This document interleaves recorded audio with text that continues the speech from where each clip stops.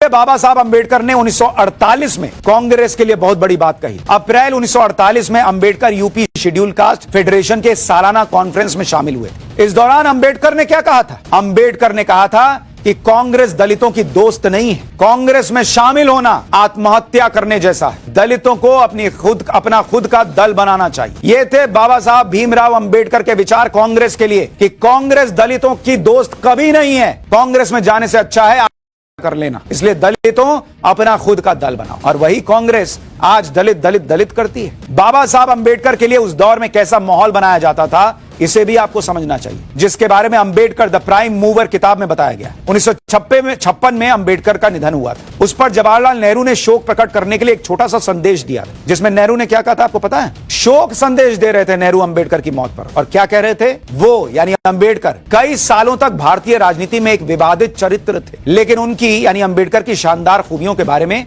कोई शक नहीं। मतलब एक लाइन में कह रहे हैं कि खूबी थी, लेकिन उसके पहले यह लगाना जरूरी था कि बहुत ही कंट्रोवर्शियल कैरेक्टर थे अंबेडकर। कोई आदमी मर गया है, शोक संदेश लिख रहे हैं और उसमें लिख रहे हैं कि भारतीय राजनीति में एक बहुत विवादित चरित्र थे अंबेडकर, लेकिन शानदार खूबियां भी थी, इसमें कोई शक नहीं। मतलब दिल से एक शोक संदेश भी कांग्रेस पार्टी नेहरू नहीं लिख पाए अंबेडकर के लिए। और आज प्रियंका वाड्रा और राहुल गांधी कह रहे हैं कि अंबेडकर क्यों नहीं करती बीजेपी? आपने क्या किया अंबेडकर के साथ? अंबेडकर ने उस दौर में कांग्रेस का जमकर विरोध किया था और इसी वजह से अंबेडकर की इमेज खराब करने के लिए उस समय न जाने क्या क्या कहा जाता था, जिसके बारे में अंबेडकर की जीवनी लिखने वाले धनंजय कीर ने लिखा है कि उस वक्त कांग्रेस के दौर में अंबेडकर को सुनियोजित तरीके से भारत में सबसे अधिक नफरत किए जाने वाला व्यक्ति बना दिया गया था। पूरी साजिश के तहत अंबेडकर को असभ्य, अहंकारी व्यक्ति के रूप में कलंकित किया गया, जिसमें मानवीय विचार ही नहीं थे, ऐसी छवि बनाई गई। यहां तक कि कांग्रेस के विरोध की वजह से कांग्रेस के लोगों ने अंबेडकर को एक शैतान के रूप में पेश किया। अंबेडकर को सार्वजनिक उपद्रवी नंबर 1 के रूप में दिखाया गया। अंबेडकर को प्रतिक्रियावादी, ब्रिटिश सरकार का पिट्ठू,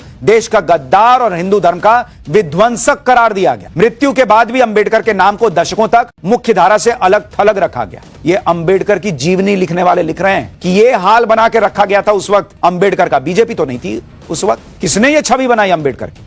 अंबेडकर के प्रति नेहरू और कांग्रेस का इकोसिस्टम क्या सोचता था, अंबेडकर की इमेज कैसे खराब करता था, यह आपने सुना कि क्या लिखा हुआ है। अब आपको बताता हूं कि दलितों के लिए नेहरू के क्या विचार और इस पर अंबेडकर ने क्या कहा। डॉक्टर बाबा साहब Ambedkar writings and speeches volume 14 में इसके बारे में साफ लिखा है, जिसमें अंबेडकर कहते हैं कि वो ये सोचते रहते हैं कि क्या भारत में दलितों के लिए कोई अलग व्यवस्था या अलग दुनिया है, लेकिन ऐसा कुछ दिखाई नहीं दिया। इसके बाद भी दलितों को कोई राहत क्यों नहीं दी गई? इतना ही नहीं, डॉक्टर बाबा साहब अंबेडकर राइटिंग्स एंड स्पीचेस के वॉल्यूम 17 में अंबेडकर कहते हैं कि SC/ST के लिए आरक्षित सीटों पर अपने लोगों को भेजना चाहते हैं, लेकिन कांग्रेस इसमें भी दखल दे रही है। कांग्रेस इन आरक्षित सीटों पर उन लोगों को बैठाना चाहती है जो मूर्ख और स्वार्थी हैं, जो हमेशा कांग्रेस की जी हजूरी करते रहेंगे। जब कोई ब्राह्मण या बनिया कांग्रेस से टिकट मांगने जाता है तो उससे पूछा जाता है कि आप कितने समय जेल में रहे। यही सवाल दलितों से क्यों नहीं पूछा जाता जब वो टिकट मांगने जाते हैं? आखिर क्यों अनपढ़ और गुमनाम या अलोकप्रिय दलितों को कांग्रेस टिकट देती है?